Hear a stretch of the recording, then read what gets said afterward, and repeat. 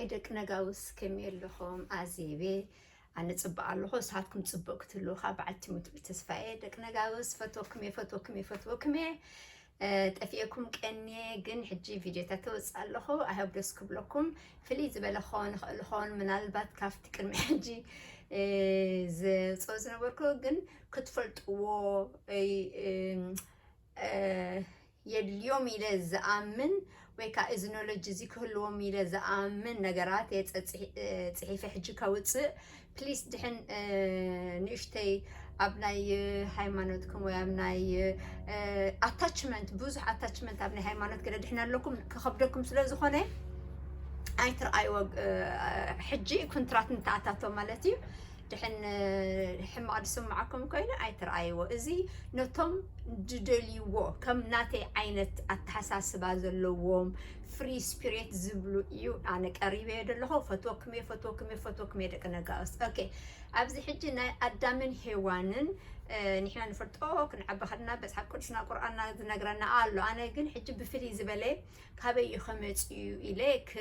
ትንትን ክፍትነ እዚ ኖሌጅ ጥራሕ እዩ ዝኾነ ኖሌጅ أنا بزبط روح بكم الله زخونا نولج وسيدنا أبجبانا أنا خلق زي زبلكم دقنا جاوس تاريخكم سلا زخونا نمنتاين تخونو نمنتاين نخون دلنا ما إحنا تاريخنا سلا زي نفلت إذا إحنا تاريخنا فلتنا رجعنا نحسب نخلينا سلازي زي يد اليوميو إلى سلازي أمني أبتسكينا نعمت مسدلنا أو تينا شعو أنا كم زيتات تاني حنو أنت تخون صحفات زي يوتيوب بتعمل جسم سبلنا نروي أفلام الله دحين بزح قانقات فليتكا بزح إنفورميشنات جازر كتقبر يحجزك قانق هفتي بدخلنا حجة دقنا قاسم تسألكم زلخ إزي بحدا نخن عبي مهنات أنا حيزيو كابد تأفئسي نزم حواتي نزم سدراي نزم ناتي أنا خافت دمت أخلو نزم دقنا قاوس كقد فلهم كهبهم إلى بزح دفافة بزح كالتيف خماني بزح يوصي ولا قرب غير كده توصيو ني 10 دقائق قرن داون حجه هماني رحم زربا بزح لكم anyway ابتي دمصانا خنكيد دقنا قاوس فتوكمي هيوانن أدامن فتاري نأدام هيوانن فتيرون نساتم دما أبيلن قايلن وليدهم يبهال حج أبزل بخن بلالو زلنا دحين زي أتم ساتم طرح دحين نيرومسي من دا نيرو دحرايكو والدو كيلوم وي كأني ننحد حدهم دو تواليدهم ننحد حدهم زوالدو عليه تسقاب حجلو نحواتهم زوالدو أبازمادهم زوالدو لو مخنياتو اتيناتاتهم DNA هفتي مننتهم DNA كماتان كيبلل إلهم دتصنح له كفون صبون دحري معلتها نعلل نخلينا جن نيريو دينا بري كونن دحنكم إلنا جنسي إزس حق ده يمثل دحري كني مس من دقات والدهم إذا حجي خبلكم صلاح كويت خليت لاين كنفلت مس حواتهم ديم توالدهم إذا حجي كل صلاح مصنعتي كم زلو مس قربا أزماتك أما صنعتي تات زي ريسيرش تجبروا مس قربا أزماتك دحين تواسيبك ديت عيات أول عتها تولد أوكي let me read it مصنعتي كم زلو مس قربا أزماتك حواتك مس توالد قلت إفهم يموتوا تعنا زي بلهم يولدوا قلت إفهم عدمي عايز أقبون يوم يزبحال إزي تريسيرش زلو anyway سلازي السودو خون كاتبل عدمينا حصير زلو مهنات أشعة عامات يوم زنبرو نيروم يزبهال دموت هيوت يلن أنا تزاريب اللي نيرجن أو خلو رافلي إذا نمحسابي كم سمت أنسن متى بزعلم لنا كم يجرنا متينا أنت متينا إذا عينت حساباسي كنحسب كن مرامر لنا كباب ديكونين نطفئ جزينا أبتحتي كاب تحتسي هاي باربريت المقبار زبلي أوكي نامنت عند زفترة 14 توم مصحف قدس تفتفتوا كتفتوا يا خمزي جن تترجموا يأتي كأندي تمن بابون ويكا خم دم سلكان كم دو عالكايون كم تأتاتشمنت زلكا ديكونه قلب قالوا تتنتينوسي انتي مالتيو افتي زيتي انتي تبهيلو كما ينيريلكا excuse me كحساب الله anyway زفترة 14 حوي سلز قتلكو كاب قص مدري تسوقني اللخا كل دما كهدنني إيو يبل حجي ቃየል እንዲዩ ቀቲሉን አቤል ቀቲልዎ ድበሃል ንሕና ከመን ሕጂ ቃየል ኣይንፅውዕን ኢና ኣብ ኤሮጳ ግን ቃየል ፅውዕ እዮም ሽም ዝያዳ ንሕና አቤል ኢና ንፅውዕ ብዝኾነ ድሕን ሰብ ደይነበረ ደኣ መን ካብ መን ከይቆትሎ ይፈሪሑ ሶስ ኣብዚ የረጋግፀልና ኣሎ መፅሓፍ ቅዱስና ዘፍጥረት 14:14 ሰብ ከም ዝነበረ ቃየል ከም ዝፈርሕ ዝነበረ ካብ ሰባት ከይቀትልዎ ፈጣሪ ድማ ሓደ ሰብ እንተ ቀቲሉ ንቃኤል 7 ግዜ ክርገም እዩ ሰብ ተዘይነይሩስ ከመይመን እዩ ሕጂ ኣነ እዚ ቅድሚ ሕጂ ተንቲነየ ነይረ ቃየል እንታይ እዩ አቤል እንታይ እዩ ተንቲነየ ነይረ እቲ ናይ ርእስና ኣብ ርእስና ዘሎ ምቕታል ኢለ ሕጂ ግን ኣነ ብኻሊእ ክመፀኩም ደልየ ዘለኹ ምክንያቱ ብኩሉ ወገናት ክንመፅእ ክንከለልና ደቂ ነጓስ ማእታን በቲ ዝሕሸና መንገዲ ጌርና ኣብቲ ዝደለናያ ቦታ ክንበፅሕ ኦኬ ሕጂ ኣነ ናይ ሓንጎል ሓሳብ ምቕታል ኢለ ቅድሚ ሕጂ ኣምፅዮ ነይረ ኣይደኖ ኣበይ ናይ ቪድዮ ከም ዝኾነ ምናልባት እቶም ፅቡቅ ጌርኩም ትከታተሉ እቶም ንዓይ ከዓ ተጣይቆለይ ከዓኒ ብጣዕሚ ክብረት ኣለኒ ዝያዳ ሕጂ ከውፅእ ክፍትነ እሳቶም ትዝክርዎ ትኾኑ ኢኹም ሕጂ እንታይ እዩ እቲ ምቕታል ማለት እንታይ ማለት እዩ ናይ ብሓቂ ሰብ ዲ ተቐቲሉስ ዋላ ሞቶፎር ድዩ ኢለ ኣውፅዮ ነይረ ብዝኾነ ሕጂ ኣብ መፅሓፍ ቅዱስ እታ ሓበሬታ ኣፈጣጥራ ነዚ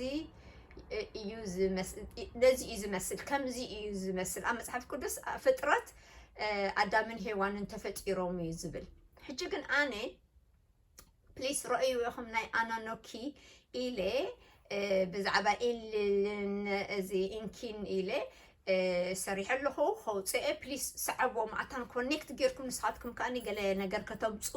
ካባይ ንላዕሊ ከዓ ከምኡ ከተምፁ ኦኬ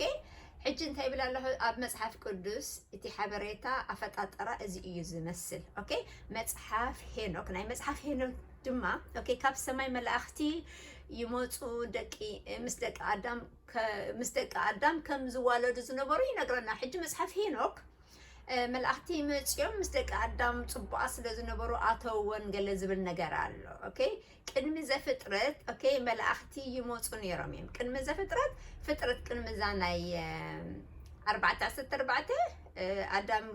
መፁን ይኸዱን ነይሮም እዮም እንታይ ደልዮም እዮም ድመፁ ክዛረቤ ክረሊስ ክገብሮ እቲ ቪድዮታት እንታይ ደልዮም መፁ ነይሮም እንታይ ይገብሩ ነይሮም እዚ ኩሉ ኦኬ ግን እዚ ኣብ ናይ መፅሓፍ ሄኖክ እምበር ኣብ መፅሓፍ ቅዱስ ኣይርከብን እዩ ኦኬ መፅሓፍ ሄኖክ ድሕን ተንብቦ ኮንኩም እዚ ኣነ ዝብሎ ዘለኹ ፅቡቅ ገይሩ ክርዳእኩም እዩ ደቂ ነጋውስ ኦኬ ኣብዚ ግዜ እዚ ሄዋን ኣይተፈጥረትን ነይራ ሄዋን ካብ ጎኒ ኣዳም ተፈጢራ ዝብል ኣሎ ኦኬ ቆልዓ ካብ ሰበይቲ ድዩ ካብ ሰብኣይ ዝፍጠር ኦኬ ካብ መን እዩ ዝፍጠር ካብ ቆልዓ ድዩ ካብ ሰብኣይ ድዩ ዋላ ካብ ሰበይቲ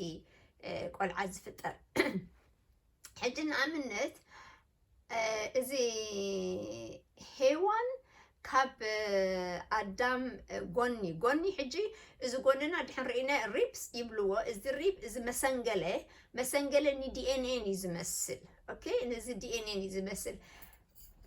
እትዮም ናይ ቀዳሞት ብጣዕሚ በላሕቲ እዮም ነይሮም ኣገላልፃ ነገር ብእንስሳ ድዩ ብኣዕዋፍ ድዩ ብኣካላትና ገይሮም እዮም ዝገልፅዎ ነገራት ነይሮም ሕጂ ሪብ ክበሃል ከሎ እዚ መሰንገለ ክበሃል ከሎ መሰንገለ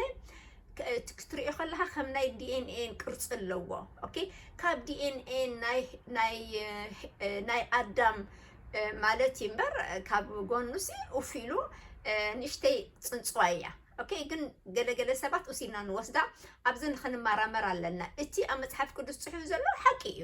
ግን ኣረዳድኣና ብዝለዓለ ስለ ዘይርዳእና ጥራሕ እዩ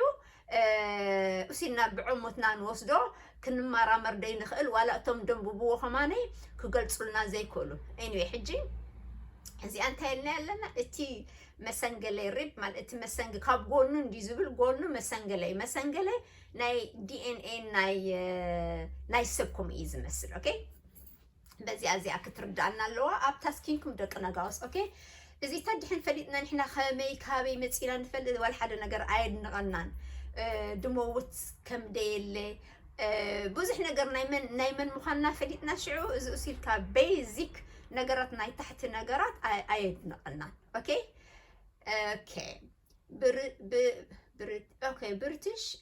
ኦኬ ብሪቲሽ ሜዲካል ጆርናል ኦኬ ሓደ ካብ 20 ኣብ ዩኤስ ኦኬ ሕጂ እዚ ናይ ምፍጣር ሕጂ ናይ ምፍጣር ሰበይቲ ኣትወልድ ኦኬ ሰበይቲ ኣትወልድ ኢና ኣለና ኣብዚ ግዜናሲ ሰብኣይ ኣይወልድን እዩ ዋላ ተቐየርዎ ዋላ ገለይ ሰበይቲ ነይራ ሰብኣይ ተቐይራ እወ ከወልዳ ከላይ ማይ ማህፀን ስለ ትውንን ኦኬ እንተደይሎ ካብ ሰበይቲ ተዘይኮይኑ ኸማ ንበሃልሲ ኣብዚ ዓለም ብሰበይቲ ድወፀ ጥራሕ እዩ ዓይኑ ተኸፊቱ ፃዲቑ ክኸይድ ዝኽእል እቶም እሲሎም ብክስታይ ከምዚ ኤልያንስ ድመፁ ግን ከምኡ የብሎምን እዩ ዝበሃል ብዝኾነ ኩሉ ዝፍጠር ናይዛ መሬት ብሰበይቲ ድመፅ እዩ ኦኬ ሕጂ ከዓ ከሰብኣይሲ ክወልድ ኣይኽእልን እዩ ሓደ ኸማኒ ይብል ነይሩሲ ፍረ ናይ ሰብኣይ እዩ ዘውልድ እምበረይ ፍረ ናይ ሰበይትስ ኣየውልድን እዩ ኖ ሰበይቲ ክትወልድ ትኽእል እያ መሬት ዓዝራእ ድብሉሎ ምስ ቨርጅን ሜሪ ድብሉ ኣሎ ከማን ዓሌት ኣለዋ ብዋልደን ድጠንሳ ኣለዋ ኦኬ ኣብ ኣሜሪካ ብብዝሒ ኣለዋ ኣንስቲ ከይተረኸባ ዝጠንሳ ከማን ይብል ኣብዚ ብሪቲሽ ጆርናል ኦኬ ብሪቲሽ ሜዲካል ጆርናል ሓደ ካብ 200 ኣንስቲ ኣብ ዩኤስኤ ኦኬ ይብላ ብዘይ ርክብ ከም ዝጠነሳ እዩ ዝሕብር ከምኡ እውን ስድራ ኣለዎ ከም ዝኽብለኩም ዝፅናሕኩ ስድራ ኣለዋ ኣንስቲ ከምኡ ዝጠንሳ ኣለዋ ኣነ ኸማነይ ቀደም ኣንቢበ ነይረ ናይ ሓንቲ ከምኡ ዝጠነሰት ሕጂ ረሲዐዮ ኣለኹ እምበረይ ቀደም ቨሪ ኦልድ ጆርናል ዘይኮነሲ ጋዜጣ ዳ ከምኡ ኣነ ኣንቢበ ነይረ ቨሪ ሚሪክል ይከኣል ምክንያቱ ቀደም ይብሉ እቲ ናታተን እንቃቁሖሲ ባዕለን ዓሚቐን ኣነ ሳይኮሎጂ ስለተምሃርኩ ከምታት ኣነ ንእሽተይ ተማሂረ ኣለኹ እቲ ባዕለን ዓሚቐን እቲ ናታተን ቃቁሖሲ ክራክ ገይረን ኣውዒን أو خلو كم زمش نفسنا نحوي إنا مديتيشن دا جبرنا نفسنا نحوي ديليتنا نجبر ولا ديليت كان أبدأ خماني دو جبرنا جرات نيتصبون نكفو نقول ما الله كلا تطلع سو إتنا تاتن وشتن دلو نقاق عميقا أنت عفرت على عسكو جبر أي خلا إننا بالفيتس يبهالي anyway كالتفاكم ترح كيكون محناتو جيزي خاي وصل لكم كلتف بلا له قريب يا اخي هذا له حجه طازيا موبايلي بنصر اسمعوا تخونيكم اوكي زي خا حساسيو زوم ملاختي زوردن زوردو زلو زوردن زجيبن زنبرو نامريت فطرتي يخونو فطاري يخونو كيكونو زبلت كاب ناي علم فطاري اوكي حجنا منت ازم ملاختي زوردن زجيبون زنبرو كم ملاختي يملخو يوم كم فطرتي جن فطرتي ديوم ملاختي ديوم ولا سلطنات ابكال بلانيت زومتو مسحب كنا صبغ يريز سندلنا زوردن زجيبون نبرو ملاختي كم زنبرو ينقرنا كم دصيقوا عالم نقرنا كم زتقصوا كمان ينقرنا سلس ازياتم كم يرمين فطرت خخونو زخولو نعانا ناي زامريت لنا عند فطرات ازي حانت متحساسابيت مالتيا ناي ادمن هيوانن انديو بزبله صقن انا نو كسريحه خمصالكم اندي كشعو كتري ويخم اوكي يوحنس 1:4 هيوت اوشتي نبره هيوت اوشت نبرت اوشتي سبدما برهان نبره بمجمرتا اب املاخ نبرت يوحنس 1:2 حج اتا هيوت اوشت نفسنا انيرا اوكي اوشت نفسنا ازلا اذا خسي معرف ندي نحنا نفلطو يردعنا ديو انتي مالتيو هيوت اوشتي نبره اوشتي سبدما برهان نبره بمجمرة أب أملاخ نبرة أب أملاخ زنبرة أوشتنا نبر ألو ينبر أوشتنا ينبر እንታይ ማለት እዩ እዚ ሕጂ ብዝበለፀ ኣፍቲ ናይ ኣናኖኪ ክሰርሖ ከለኹ ሰውፀኽዎ ኣብኡ ክገልፀልኩም እዩ ዝያዳ እዚታት እዚ እሲሉ ከምዚ ምስጢር ገለ ኮይኑ ዝስማዓካ ብዝኾነ ኩሉ ግዜ ኣነ ዛረበ ብዛዕባ ኢንላይትመንት ፅድቂ ሳልሳይ ዓይኒ ምኽፋት ይነግር እቲ ናህና ፅቡቕ ፈጣሪ ብምስሉ ከም ዝሰርሐና ኣብ ውሽጥና ከም ደሎ ንዕኡ ነቲ ጂን ናትና ድሕን ኦን ጌርናዮ ንዕኡ ከም ንመስል ሓደ ሰባት ነብሶም ኣዋዲኦም ርእይዎ ብምስሊ ፈጣሪ ድሕን ተፈጢርና ናቱ ክእለታት ኣለና ማለት እዩ ኦኬ ንዓይ ምሰሉ ኢኻ ፈጣሪ ኢሉ ዋላ ኣብ ናይ ክራይስት ኮንሽስነስ ክርስቶስ ከማን ድብሎ ኣብ መጽሓፍ ቅዱስ ዝብሎ መሰሉ ንዓይ ድሕን ንዕኡ መሲልናስ ኩሉ ነገር ክንገብር ከም ንኽእል ኦኬ ንሄዋን ሕጂ ኣብዚ ንሄዋን ዘስሓታ እዚኣ ቨሪ ኢምፖርታንት እያ ኦኬ ንሄዋን ዘስሓታ ከምኡ ከይትኸውን ዓይንኹም ከይክፈት ዝብላ ተመን ዶ ይዛረብ እዩ መን ተመን ሕጂ እዚ እሲካ ድሕን ሓደ ሰብ ድሕን ኣነ ሃይማኖተይ እዚ እዩ ከምዚ ኢሉ ወይ ኦኬ ኣይትመራመሩ እንዲ ዝብል ግን ከም ሰብ መጠን ንሕናሲ ዲዩቲ ኣለና ኩሉ ናይ ስጋ ነገር እዩ ዋላ መንነትካ ሽምካ ዓድኻ ሃገርካ ዋሬቨር ኣዝማድካ እቲ ሓንቲ ንሳኻን ምስ ፈጣሪኻን ግን እዚኣ ሳምቲንግ ስፔሻል እዚኣ ክንፈልጣ ይግባአና መስለኒ ሕጂ ሲ ተመን ኣስፊትዋ ንሄዋን ሕጂ ንጓል ኣንስተይቲ ማለት እዩ እታ ትፈጥር ኦኬ ኩሉ ነገር ኔጋቲቭ ነገር ንሄዋን ንምንታይ ሄዋን ብሕማቅ ብቃንዛ ክትወልድ ከም ተመን እዚ ኩሉ ሽግር ሲ ንምንታይ እዩ ንሄዋን ተዋሂባቶ እዚ ነገር እዚ ዋይ ሄዋን እንታይ ኣገይራ እንታይ ኮይና ሄዋን ብዝያዳ ኣብቲ ናይ ቀደም ፅሑፋት ኣሎ ኣብ ናይ መጽሓፍ ቅዱስ ኣብቲ ናይ ቀደም ፅሑፋት ዝተረኸበ ኣብኡ ኣሎ ከመይ እቶም ፈጠርቲ መን እዮም ናይ በዓል እቲ ናይ ኣናኖኪ ዝተፃሓፈ እቲ ናይ ንግስነት ኣናኖኪ ዝተፃሓፈ ፅሑፋት ዝነበረ ታሪክ ናይ ቀዳሞት ካብኡ እንዲ ተፈናጭሉ ናይ ዜን ሃይማኖታውያን መፅዮም ኣብኡ ብዝበለፀ ዝገልፆ ኣብኡ ክትርእይዎ ኢኹም ግን እዚ ናትና መጀመርታ እዚ መፅሓፍ ቅዱስ ንሕና ንብሎ ኣብ መፅሓፍ ቅዱስ ተማሂርናዮ ዝዓበና ሰበይቲ ኩሉ ነገራ ሕማቅ ዋላ ፔረዳ ሕማቅ ዋላ ክትወልድ ከላ ክትመውት ተደልያ ትወልድ ከክፉኡ ገለ መልታት ንሰበይቲ ተዋሂቡ ሕጂ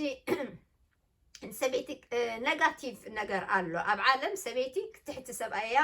ኣብ ርእሲኡ ከዓኒ ከም ጌጋ እያ ትርአ ዋይ ንምንታይ ብዝያዳ ኣነ ክገልፅ ሕጂ ግን እዚ እቲ ንሕና ንፈልጦ እዚ ሲ ፌር ድዩ ኣዴኻ ሓፍትኻ ሰበይትኻ ከምዚ ክትከውን ሲ ፌር ድዩ እዚ ሰብ ከጣይቆ ክኸውን ኣሎ ብዝያዳ ከመን እተን ደቂ ኣንስትዮ ከነጣይቀሉ ክንክእል ኣለና ምክንያቱ ቀደም እተን ኣቕሽሽቲ ክንብሎ በትግርኛ እተን መራሕቲ ገዛ መራሕቲ ዓዲ መራሕቲ ሃይማኖት ማለት ወይ ኣፍ ላይፍ እንዲ ሃይማኖት ሕጂ ቢዝነስ እዩ እሳተንሲ ኣንስቲአን ነይረን እቲ ኩሉ ፅቡቅ እቶም ፈወስቲ ኣለይቲ ኣሕርስቲ እዚ ኩሉ ፅቡቅ ዝገብራ ዝነበራ ዳናይቲ ኩሉ እተን ኣንስቲአን ተን ኣንስቲአን ነይረን እቲ ኩሉ ሓይሊ ኣብ ኢድ ሰበይቲ ነይሩ ንኸግድፉ ኢሉ ዝተገበረ በተም ሃይማኖታውያን እዩ ምክንያቱ ሃይማኖት ቢዝነስ ኢሉ ኣለ ዝኣምን ብዝኾነ ሕጂ እዚ ኩሉ ኔጋቲቭ ኣሎ ዘይኮነ ነገር ንደቂ ኣንስትዮ ንሰበይቲ ንሄዋን ኣሎ ሄዋን እንተኮይና ኣነ ማለት እዩ ኦኬ ዝወርዱን ዝድይቡን ዝበሃሉ መላእኽቲ ምን እዮም ሕጂ ንኣብነት ብዙሓት ኣለዉ ድወርዱን ድድይቡን መላእኽቲ ኤል ዝብሎ ዘሎ ኤል ኣሎም እንታይ እዩ ሚካኤል ገብርኤል ሩፋኤል ገለ ኤል ኣሎ መን እዮም እዚኣቶም መን እዮም ዞም ኤል ዝብሉ ሕጂ እዛ ኤል ኣፅንዕዋ ኢኹም እሞ ካበይ ድመፅኣት እዚኣ ኩሎም ሲ ገለ ኤል ኣለዎም እቶም መላእኽቲ ድወርዱን ዝድይቡን ዝነበሩ ብጣዕሚ ድሕን ናይ ብሓቂ ሰላም ቦታ ረኺብና ተረኣይና ብዙሕ ምስጢር ኣሎ ኣብ ናትና ፅሑፋት ዋላ ኣብ ኣሽማትና ኣብ ስእልታትና ኣብ ኩሉ ናትና ነገር ድሕን ግዜ ረኺብና ርግእ ኢልና ክንረግእ ግን ኣይደልዩናን እዮም ሽጠርኦም ከይፍለጥ እምበረ ምፈለጥና ኢለ ኣምን ኦኬ ዘፍጥረት 1:26 ፈጣሪ በለን بدنعو نعنا زمسلو نفتر حجي فتاري زبلكن فتارتي نعنا زمسلو نفتر نحنا نفتوون نفترون نمرت زلو عساتاتن لممتان صبللتነት ዘለዎም ሕጂ እቲ صبللتነት ድሕናሎ ንሓደ ፍጡር ኣብዚ ሕጂ ንዓይ ከም ኣነ መጠን ናብ ነብሰይ ደቀረብኩ ስለዝኾንኩ ኔጋቲቭ ደስ ኣይብለኒ ኣነ ወላ ሓደ ሰብ ወላ እንሳን ወላ ንኽእል እግዚአብሔር ኣምላኽ የኽእለኒ صبللتነት ከይህልወኒ ደስ ኣይብለኒ ግን እትዮም ፈጠርትስ ከመይ ዓይነት ፈጠርቲ ማለት እዮም ነይሮም ዳ ከምዚ ክገብሩ ዝኽኣሉ ኦኬ ሓደ ብዙሓት ከም ዝነበሩ የረጋግጽ እዩ ክመጽአ ግን ክፈጥሩ ደልዮም ግን ንዖም ዘይኮኑ صبللتነት ኣብ ርእሶም ዘይኮነሲ ክወልዱን ክዋለዱን ክፈሩን ይደልይዎም እዮም ንምንታይ እዚ ክሕሰብ ኣሎ ንምንታይ ክንበዓል ለመምታኸኒ صبللتነት እንታይ ማለት እዩ ምናልባት ሓደ ሰብ ብሉ ሰብ ልዕል ዝበለ ስለ ኮንሽስነስ ዘሎ ኣኒማል ከማን ብጣዕሚ ክሌቨር እዮም እውናት እዮም ከማን ካብ ሰብ ንላዕሊ ክትብል ትኽእል ኢኻ ብዝኾነ እዚኣ ሃላ እንታይ ማለት እዩ صبللتነት ካብ ናይ ጥዑይ ዲዳኣሲ ኦኬ እዚ ዘፍጥረት ማለት እዩ ኦኬ መረቅ ቅርፂ ኣይ መሬት ኮናሎ እንታይ መራዳ መሬት ቅርፂ ኣይነበራን ጥራያ ነበረት ጸልማት ብርሃን ድማ ይኹን በለ ብርሃን ድማ ኾነ ሕጂ ድሕን ጥርሑ ነይሩ ኦኬ ጸልማት ናይ ፍልጠት ባዶ ቦታ ነይሩ ሕጂ ኣብ ጥርሑ ቦታ እዩ ነይሩ እቲ መጀመርታ እዛ መሬት ጥርሓ ነበረት ይዝብል ሕጂ ካብ ባዶ ነገር ሓደ ነገር መንፈስቲ ክኸውን ድሕን ኮይኑ ሕጂ ንሕና ሕጂ ኣዳምን ሄዋንን ሰብ ካብ ኣዳም ተፈጢሩ ይበሃል ቅድሚ ኣዳም ግን መሬት ጥርሑ ነይሩ ሶ ብርሃን ተፈጢሩ ብዙሕ ነገር ዝተፈጠረሉ ሕጂ ንሕና ካብ ማተር ክኸውን ኣለዎ ተፈጢርና ካብ ኣተም ሕጂ ኣዳም ማለት ኣተም ማለት እንድዩ ማተር ቅድሚኡ ንሕና ተፈጢርና ክንከውን ኣለና ምክንያቱ ካብ ላዕሊ ድመፁ እዞም ኣብዚ ዝነበሩ ስለ ዝኾነ እንታይ ይበሃል ዝተፈጠርና ንረዳድ ኣለና ዲና ኣይ ሆፕ ቅልጥፈኩም ከይህሉ ደጊምኩም ስምዕዎ ምክንያቱ እዚ ብጣዕሚ ብሕልፊ ነቶም ክፈላሰፉ ዝደልዩ ሰባት ብፍጥረቶም መንነቶም መን ምዃኖም መንነት ማለት እዚ ናይ ሲልካ መሬት ሰብ ድሃቦ መንነት ዘይኮን መን ምስ ፈጣሪ ኦኬ ነፍሱ ሕጂ እዚ ከምዚ ዝገብር ዝነበረ ዝተባሃለ ኸማን ክብልዎ ከሎ ክሰሚዎ ከለዉ ኦኬ ንኣብነት ንፈጣሪ ኦኬ ከም ኣብ ናይ ሄኖክ መፅሕፍቲ ኣብዚ ናይ ቀዳሞት ብዝኾነ ክነግርዎ ከለዉ እንታይ መስልቲ ከምኡ ከም ፈጣሪ ኢሎም ክገልፅዎ ከለዉ ከምዚ ሕጂ ንሪኦ ፈጣሪ ኣይኮነን ኦኬ መሬት ቅርፂ ሕጂ እዚኣ መሬት ቅርፂ ኣይነበራን ኢልና ኢና እዚኣ ወዲናያ ነብሱ ጻዕዳ ሕጂ እትፈጣሪ ኮይኑ ዘሎ ማለት ነብሱ ጻዕዳ ከም በረድ ቀይሕ ከም ዝዓንበበ ዕምባባ ፀጉሩ ድማ ጻዕዳ ከም ሱፍ ጡጥ ማለት እዩ ሕጂ ኣዕንቱ ከም ፀሓይ የብርህ ንመላእኽቲ ይመስል ሕጂ ነቲ መላእኽ ሕጂ ክገልፅዎ ከለዉ ከም ኣረጊት ሓበሻ ንበሎ ኣረጊት ፀሊም ሓበሻ ከምዚ ሕጂ ንሕና ኩላማ ባርያ ንብሎም ነገራት ምሻሎ ክርድድ ዝበለ ፀጉሮም ክዓብዩ ከለዉ እቲ ፀጉሮም ፃዕዳ እዩ ድኸውን ከም ለማሻ ይከውንን እዩ ከምዚ ሱፍ ድሕን ኮይኑ ብርቱዕ ማለት እዩ ከምኡ ዓይነት ቅርፂ እዩ ዘርኢ ከምዚኦም ናይ ቀደም ዕቢ ዝበሉ ኣቦታትና ማለት እዩ ዋላ እቲ ዓይኖም ከማን ቀይሕ ድበለ ይገልፆም ኣሎ ሕጂ እዚ ንሕና ንፈልጦ ፈጣሪ ዝበሃልን እዚ ኣብዚ ዝገልፆ ዘሎ ሕጂ ሰማይን ምድርን ኢና ክንፈልጥ ክንክን ኣነ ቅድሚ ሕጂ ነጊረኩም ነይረ መጀመርታ ኣነ ክዓቢ ዓብ ሰብኣይ ነይሩ ድሕራይ እንዳንኣስዎ እንዳፀበቕዎ መፅዮም ኣለዉ መጀመርታ በይኑ ሰብኣይ ድሕራይ ምስ በጊዕ ትርጉም ኣለዎ ናቱ ድሕራይ መስቀል ተሰኪሙ ድሕራይ እሲሉ ጥራሕ ስትሬት ገፁ መፅዩ እዚ ኩሉ ትርጉም ኣለዎ እግዚኣብሔር ኣምላኽ ንመንጥዕና ይሃበና ክገልፆ ክፍትን እየ ኦኬ ግን እቲ ማእምፅ ኣብቲ ናይ ቀደም ፅሑፋት ዝነበረ ግን ዓብ ሰባይ ፀሊም ዓሌቱ ማለት እዩ ኣብኡ ከሎ ገሊፀልኩም ኣለኹ ሕጂ ኣነ እንታይ ከም ድመስል ኣይሆብ ሮንግ እንታይ በሃል ኣይኮነን ኦኬ ሄኖክ ኣብ ናይ ሄኖክ መፅሓፍ 10:12 መላእኽቲ ዘባላሸዎ ይብል ኦኬ መላእኽቲ ዘባላሸዎ ምድሪ ህይወት ምእንቲ ህይወት ከተንስእ ድማ ኣበሰሩ መላእኽቲ ዘባላሸዎ ምድሪ ህይወት ምእንቲ ከተንስእ ድማ ኣበሰሩ ኤኒዌይ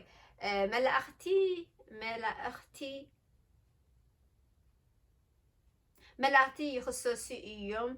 ብተግባሮም ኦኬ ምስ ደቂ ሰባት ብምርኻቦም ንሄዋን ዘስሓትዋ ዓይና ክክፈት ብተመን ገይሮም ማለት እዩ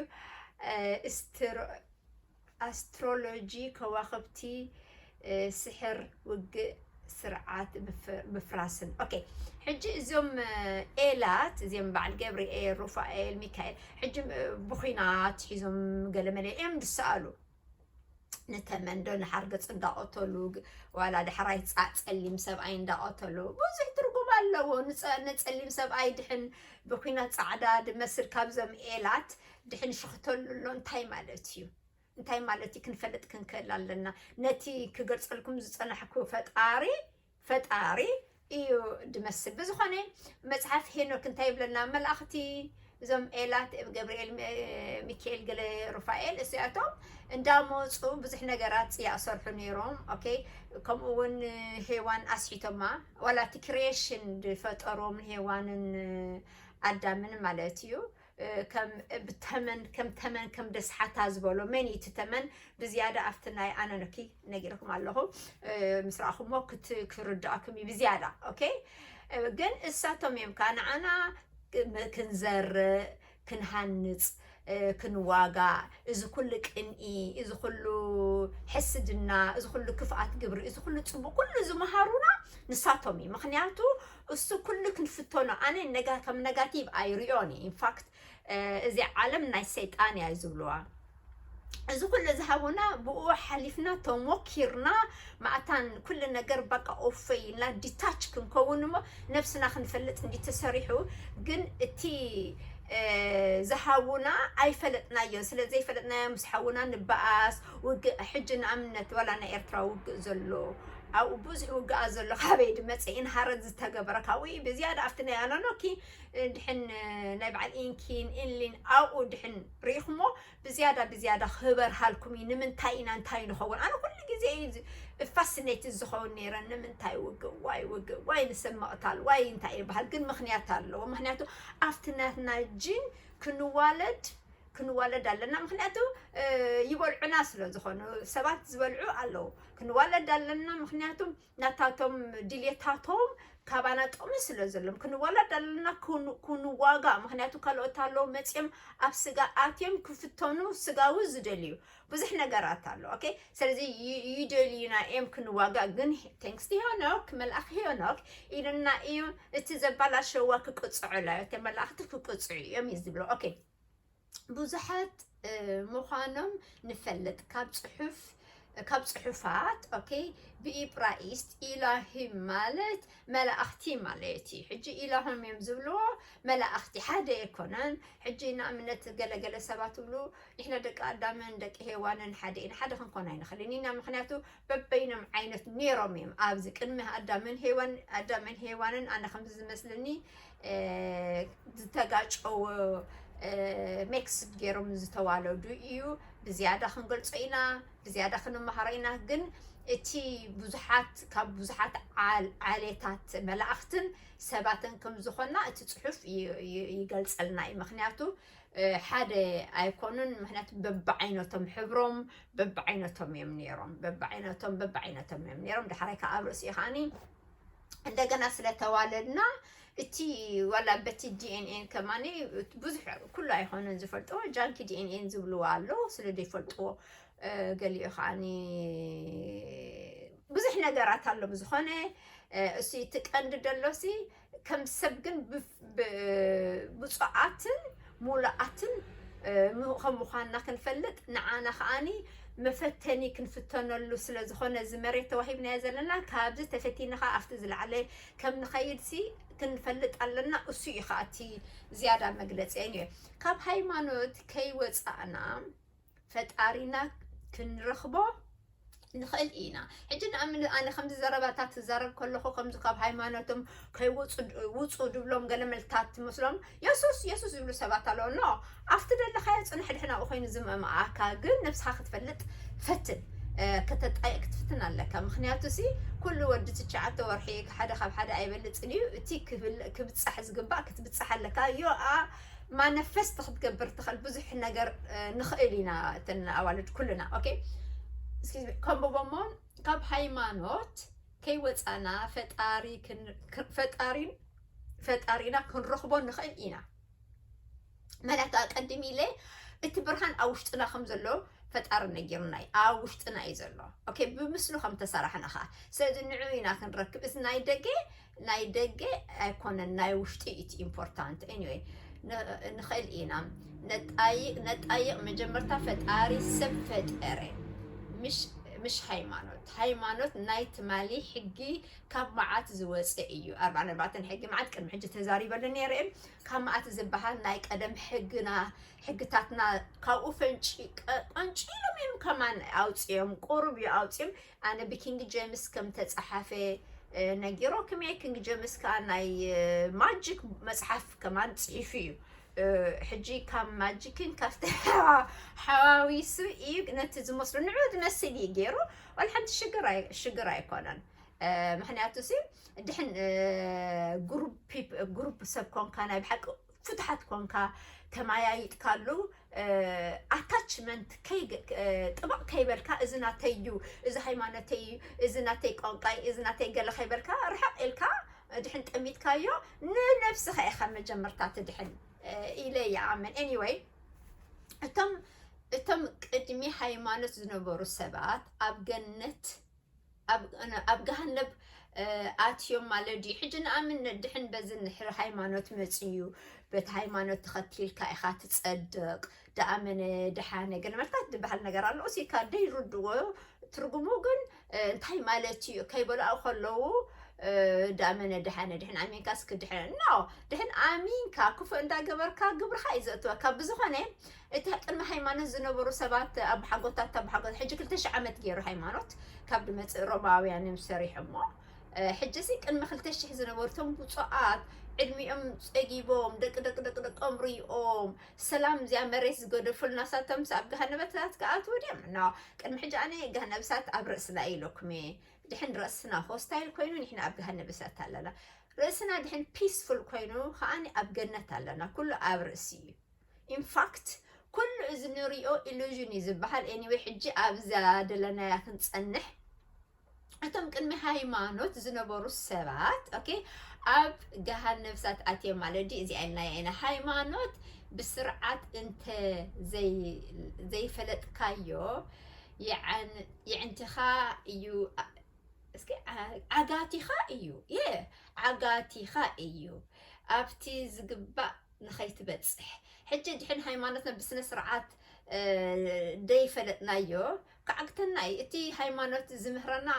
زي كون زتقوم له obstacles يو كل نجار قديف كا مهنياتو دحين هايمانوت علىك إذا ورد هايمانوتيو كم زخجب برايك إلني كابز خوات سايك إلني قال مره بوزح دحريو على مأسرين ديو حجدك نجاوس فتوكمي دخايلكمي فتوكمي تعال له أنا قبل نزل ليس إتي question كن قبرت أي أتخن كون علىنا عبرس إيدماني أنا نيجاتيف كومنت كي تصد مهنياتنا عهم تصبوا أيقونن أنا دا مهاركو إنرجي عندهاكم إسخاتكم دحين أو حد سبات له أسيلهم جن أفتزل خايون دها خفتزل خايون دها بربريت قبر تصبوا كنا تسلزل له ምናልባት ነጋቲቭ ክጽሕፉ ይኽእሉ ግን ከምኡ ኣይንግበር ማታል ክንዓቢ ምክንያቱ ንዓይ ወላ ሓንቲ ኣፌክት ኣይገብረንን እዩ እቲ ካልእ ሰብ ዝሪኦ ግን ከፍርሰሉ ስለ ዝኽእል ንዓኻ እዩ ድፈርሰልካ ኦኬ ፕሊስ ኣነ ፅቡቅ ክገብር ከለኹ ኣፍ ደገ ክክፈት ክኽእል ኣለዎ ምክንያቱ ኩሉና ሓቂ ስለ ዘለና ከምቲ ኣነ ዝህብ ዘለኹ ንስኻትኩም ከዓ ድሕና ፍሪስኩም ንዓኹም ስለ ድፈርሰኩም ተጠንቅቑ ምክንያቱ እቲ ንኣነ ዝህቦም ደስ ኣይብልኒ ማለት እዩ ድሕን ንስኻ ፍሪስካዮ ካልእ ሰብ ከንብብ ከሎ ናትካ ኣንቢብኦ እዚ ኣይኮነን ኢሉ ፅቡቅ ኣይኮነን ንዓና ማለት እዩ ምክንያቱ ክንጥንቀቕ ክንክእል ኣለና ብኩሉ እንትናና እሱ ሓደ ናይ ነብስኻ ምፍላጥ ናብ ነብስኻ ምቕራብ እዩ ብዝኾነ እንታይ ሳልሳይ ዓይኒ ጽድቂ ሳልሳይ ዓይንኻ ክኽፈት ንክትጸድቕ ኣይትኽእልን ኢኻ ድሕን ኣብ ሃይማኖት ተኣሲርካ ምክንያቱ ሃይማኖት ግሩፕ ኦፍ ፒፕል ብሓደ ኸይደን ኣብኡ ጽልያ ብሓንሳብ ዝምራ ብሓንሳብ ሰግዳ ብሓንሳብ ካፍቲ ሰርተን ወይ ከዓ ክወፃ የብለን ዋላ ከዓ ሓታ ኸማና ይኽእላንን ምክንያቱ ክንፀላ እየን ስለዚ ኣሳሪ እዩ እቲ ሃይማኖት ግን ብስነ ስርዓት ሰብ ተማሂሩ ኣንቢቡ ክፍትፍቶ ክኽእል ኣለዎ ክምህር ክኽእል ኣለዎ ኣይ ቲንክ ሓፍ ከነብሎ ኣለና ኢለ ይኣምን ኣነ ምክንያቱ ብሕልፊ ኣብቲ ሃይማኖት ናይ ቀደም ኣብኡ ብዙሕ ምስጢራት ኣሰር ኣሎ ኣብ ክዳውንትና ኣሲሮምልና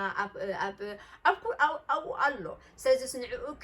ክንትንትኖ ይግባአና ኢለ ይኣምን ደቂ ነጋውስ ይፈትወክም እየ እዚ ንስኻ ፈጣሪ ኢኻ ዘይተሓሓገዝ ጉዳይ እዩ እዚ ንስኻን ፈጣሪኻን ዘተሓሕዝ ጉዳይ እዩ እዚኣ ዓንተይ ዝበልክኹም እያ እዛ ነገር እዚኣ ንዓኻን ንፈጣሪኻን ተራኽብ ኦኬ ሽዑ ድሕን ተረኺብካ ከዋል ሓንቲ ከም ሰብ ኖርማል ክትነብር ትኽእል ኢኻ ግን ቶታል ኣንደርስታንዲን ኣለካ ትፈልጥ ኢኻ እንታይ ይኸውን ኣሎ ትፈልጥ ኢኻ ብዝኾነ ደቂ ነጋውስ ፈትወክም እየ መፅሓፍ ፓብሊሽ ይገብር ኣለኹ መፅሓፈይ ክትወፅኣ ጠሞትዋ ኢኹም ኣድቨርት ከገብራ ክፍትን እየ ኸማና ኣብዚ ኣብ ቀረባ ግዜ ነዚ ክብለኩም ምድለይ ድሕራይ ብገፀይ እንዳተረኣኹ ከዓ ሪሊስ ክገብር እየ ሰሩሎም ማዓልቲ እዚኣ ከምዚኣ ገይረ ውፅእ ኣለኹ ፈትወክም እየ ደቂ ነጋውስ ቻው ኣዝዩ ብዕብዮ ባይ